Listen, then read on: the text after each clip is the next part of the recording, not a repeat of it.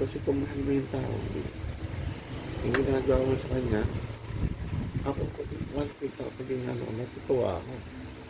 Pag pinagluluto ko siya, kakainin niya, pero pag ganun, hindi naman pala, hindi, ano sa pangit yun. Kung sinabi mo, huwag ka muna, pinagpahinga mo lang muna ako. Hindi na muna sana ako pumunta. Huwag ka lang pumunta muna dito. Ay, namimiss ko yung mga ganyan. Wala na, siyempre. Namimiss din ka lang. Hindi na, baby, ilang araw. Ilang araw, hanapin ko. At lagi ko sinasabi, sige, hindi dapat ko pumunta sa akin. Pero hindi ko rin magawa. Kahit minsan, binibigil ako. May dumadating yung punto na kabilaan na. Nagdagalon na ako. Tapos magkasulit ko, ganun pa rin. Eh, minsan, iinom ako. Hindi nila nalalaman. Hindi ko lang pwedeng sabihin na nasa balot ko doon kay Mami. Kaya, hindi ko rin sabihin yun. Hindi ko pinipimpin ko lang. Ay, sabi ko, hindi, mahal mo yung isang taong, ibigay mo sa kanya, paulit-ulit na natin, ibigay mo yung tiwala sa kanya. Nga ba, iniisip ko, siyempre, o baka pag tuluyan niya, baka pag nakakita ng iba, malimot na rin ako. Hindi, di ba? Nag-igalit din ako, nagsiselos din ako. Kahit doon kasi, alam mo naman kung gaano, hindi ko gagawin yung mga bagay na ginagawa yung pag hindi mo mahal sa tao. Namimiss ko yun.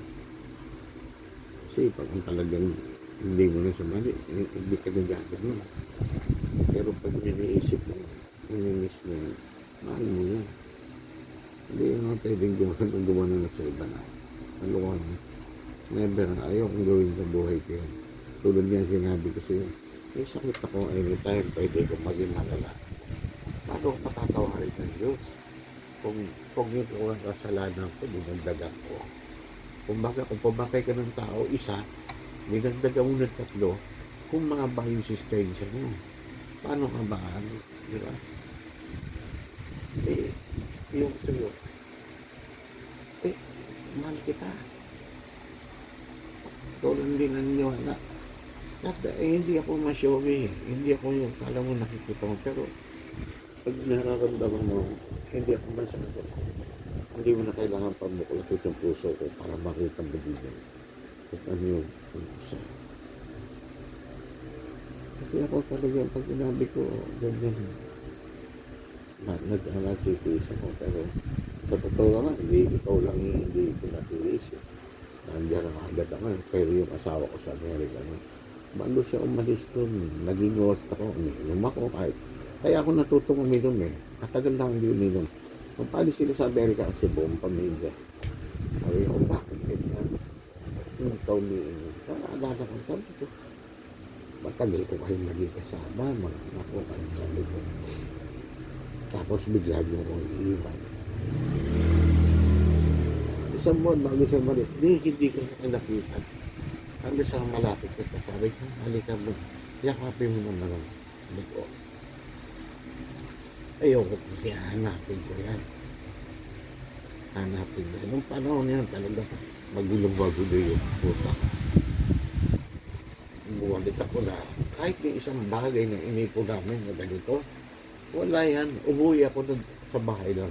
Pag uwi ko, sabi na asawa. Sabi ko, uwi ako dito dahil bahay ko ito. Ba sakit kasi nagibali. Hanggang later on, natanggap ko na nung natanggap.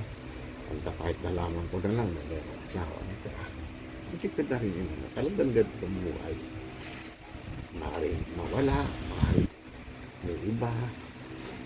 Hindi Pero kasi may anak ako sa kanya. Hindi pa yung daramdam ko na may anak mo na. Katulad niya na okasyon lang ako maalala. Happy birthday pa. Baka dumating yung punto na hindi na nila ako babagati. Kaya kung maging emotional ka, hindi yung anak mo. Sa birthday mo, anong gusto ko? Sabi ko, umuwi ka lang, bakit ang ka? Yung pagmamahal ng isang ama. Huwag mo na pa, takit. Kailan ka pupunta?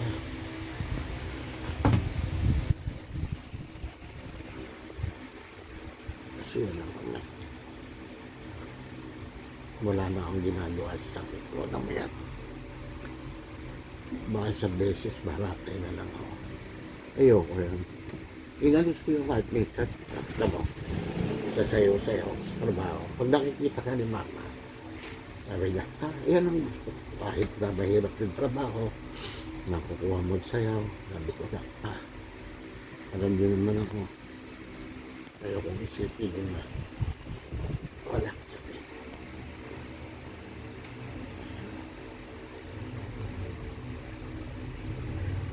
Kahit yun, na ano, sabi niya ni Foreman, nagpapasalamat si engineer sa inyo na naging tao niyo kayo. Kasi ibinigay ko yung bagay na kahit talag. Kumbaga kahit mawala ako, may naging makabuluhan yun. Kahit naging makabuluhan yun sa sarili. Maalala nyo na. Talagang kami. Tapos kahapon, nung pipiling, pinakita ko, oh, good job. Pinakain ko yung mga bata kasi nakipag-coordinate sila yung gawad kanina. Sabi niya, Pres, mayroon ba nga dilata dito? Ipiling mo. Pinagis ako. May nakuha na ko ng itlog, ilang tray. Pinasama ko, kain sila. Gas ko na. Diba yung gano'n? Para bang sa isang bagay, kahit doon may ginawa akong kasalanan, sana at least naman nabawasan yung kasalanan ko kasi hindi ako lumusto ng sama. Hindi naman din kasalanan yung napamahal ka sa akin. May nahalbig ka. Hindi kasalanan nyo kasi bahagi ka ng buhay ko eh. Ngayon, bakit ko dadagdagan ng hindi naman nagban sa ganung bagay lang. Last yun, hindi maganda yun. Minsan hindi. Pag-isipan mo ako ng 10 ulit, pero hindi ko ginawa yun. Nagkakama din ko yun. Kahit tomba. Pagkakatagal lang yung panahon. At tagal na naging tayo.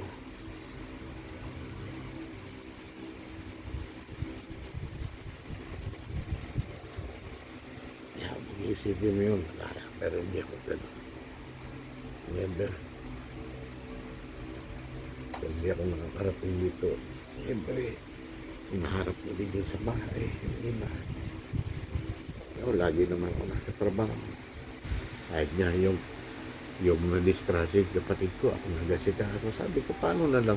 Siguro kaya ako yung kunin ni Lord kasi walang gagawa dito. Kasi nakasot sa kanila, sabi lang sa laban. Wala eh.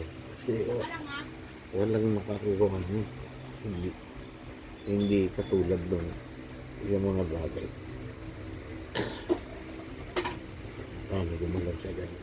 Yun ang mamimiss kita. Diba? Pag nawala yun ang mamimiss kita. Sa pamilya, yung naging bahagi ko sa kanila, malaki.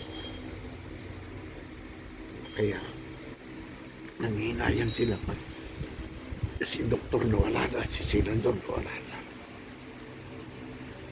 Hindi naman mabalik yun. Wala akong ginagawa sa ano ko, pero nakaisang araw. Nakaiga na lang ako. Wala. Kaya natinit ko. Naging sarili ko. Ay, masaya ko.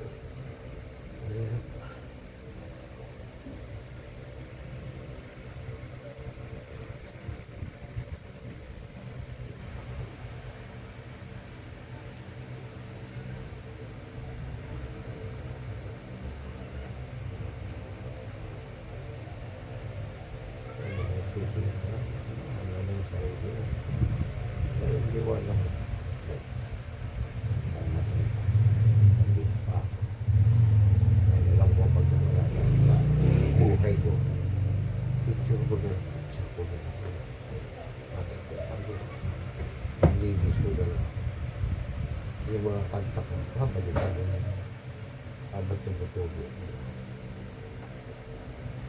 kami ng ate.